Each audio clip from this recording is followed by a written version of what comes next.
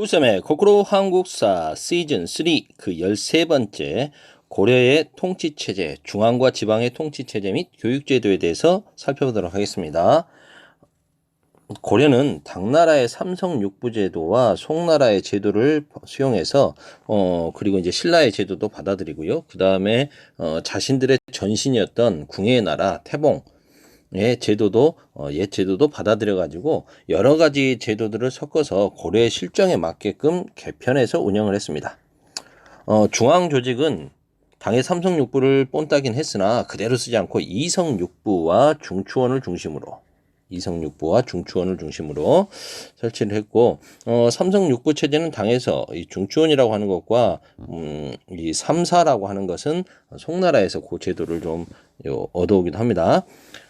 이성육부는 중서성 문화성이 아니라 합쳐서 중서문화성 그리고 상서성으로 이루어져 있는데, 이 중서문화성의 제부, 제신, 제상급 이 사람들과 그 다음에 군사기밀을 담당하는 중추원의 높은 관리들 추밀, 이 사람들도 다른 말로 추신이라고 하는데, 이 두 세력이 고려의 핵심 귀족층이라고 할 수 있겠습니다.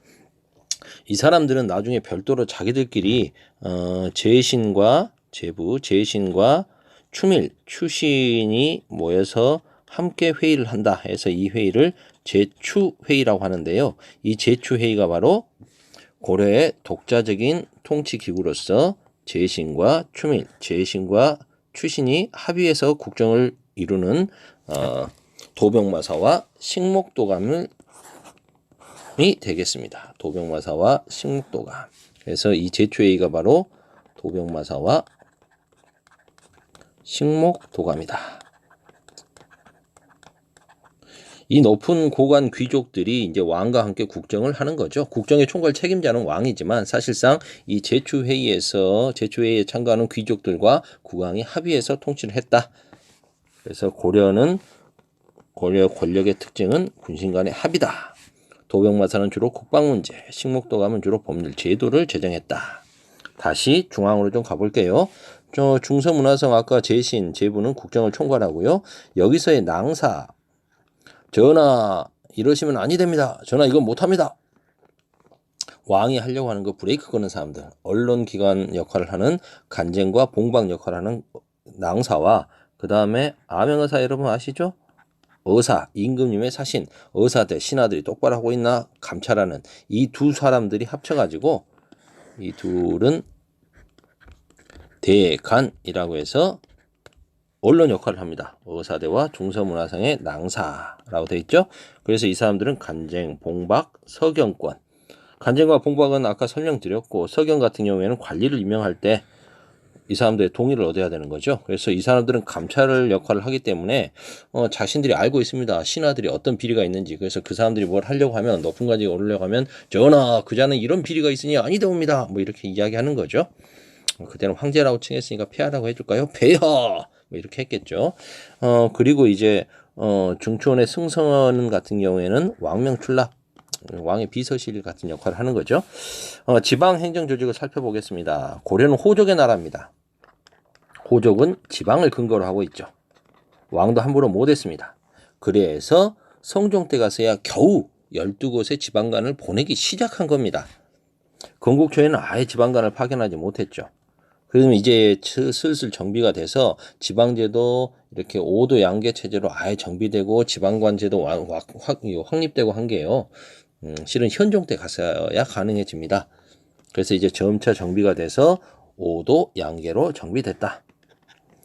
조선하고 고려를 많이 비교하는데요. 조선 같은 경우에는 팔도광산이라고 하죠.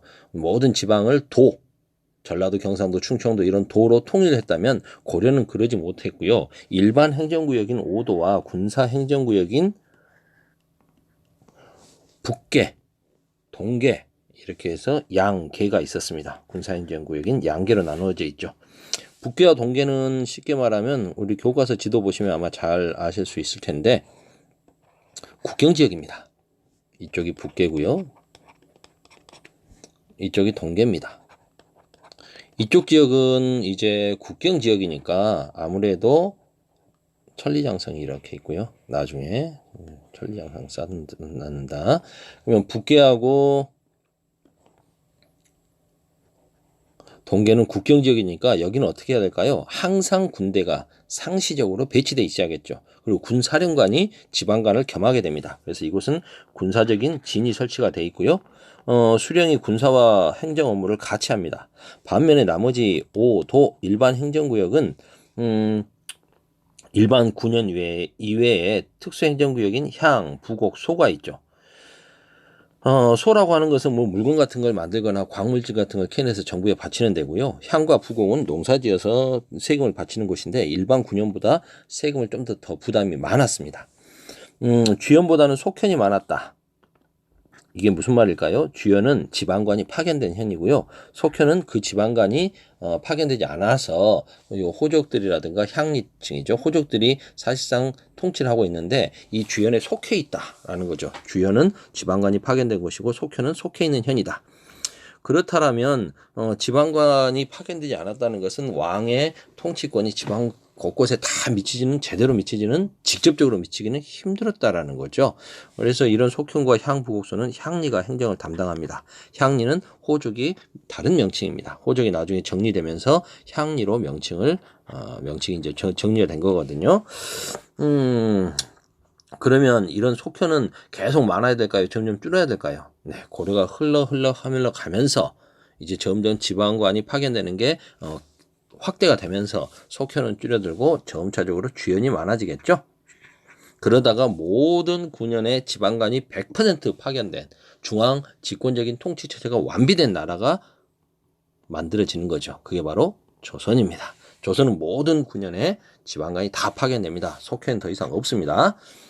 일단 고려시대는 그러지 못했다라는 거 고려와 조선은 늘 비교하시고요. 교육제도와 관리, 선발제도, 교육기관 이건 성종 때 중앙에는 국자감, 지방에는 향교를 만들었다고 했습니다. 근데 재밌는 건 유학교육 플러스 기술교육도 시키고 있다는 거죠. 조선에도 성균관 있죠. 향교도 있습니다. 하지만 조선에서는 기술교육 시키지 않습니다. 양반은 오로지 유학교육만 해라. 근데 고려시대까지만 해도 그러진 않았어요. 유학과 함께 기술교육도 실시한다. 관리선발제도 아까 대표적인 게 뭐였습니까? 과거죠. 하지만 이것만으로 뽑지 않았고 이거 고려는 조선과 여러 가지로 비교되는데 조선은 가르쳐가지고 양반 관료제 사회가 확실해졌다라고 합니다. 근데 고려는 관료제 사회 성격이 좀 보이지만 대체적으로는 귀족제 사회입니다. 완전히 귀족제 사회였던 고대 국가보다는 발전했지만 관료제 시스템이 완벽하게 갖춰지고 관료제 시스템으로 돌아갔던 조선에 비해서는 그러지 못했던 그래서 귀족적 관료제도 관료적 귀족제도 이런 게 좀 섞여 있는 게 고려라고 할 수 있겠죠. 귀족은 금수저 아닙니까? 그래서 금수저 물고 태어난 애들은 실력이 없어도 관직에 오를 수 있는 게 귀족제 사회죠. 그래서 과거와 같이 능력으로 선발도 하지만 음서처럼 금수저 물고 태어난 애들도 선발해 준다는 겁니다. 과거는 유교적 소양과 실무 능력을 갖춘 문관을 선발하는 것이고 문관을 선발합니다. 쉽게 말해서 묵과 시험은 없었다라는 겁니다. 조선시대에 가서 물론 엄밀히 따지면 고려 마지막 임금 때인 가서 묵과 제도가 만들어지긴 합니다. 근데 다 망한 나라에서 이제 만들어서 무슨 의미가 있겠습니까? 본격적인 시작은 제대로 문무 관리를 과거로 선발하던 제도는 조선시대. 그럼 선생님 강감찬 장군이나 윤관 대장군이나 이런 사람들은 다 뭡니까? 다 문관입니다. 기술관을 선고하라는 잡과 시험이 있었다. 여기에는 안 써져 있지만 고려는 불교 국가죠. 그래서 승려들에게도 관직을 주기 위해서 승과 시험도 봅니다. 그런가 하면 음서라고 해서 자신의 능력과 무관하게 공신과 5품 이상 관리의 자손은 무시험으로 등용을 합니다. 무시험. 근데 그것도 5품 이상이에요. 그러니까 굉장히 폭이 넓다는 거죠. 조선은 정말 이것도 비교되는데요. 조선도 음서제도가 있습니다. 아이 그럼 귀족제 사회 아닙니까? 양반 관료제 사회 아니네. 아닙니다. 조선은요.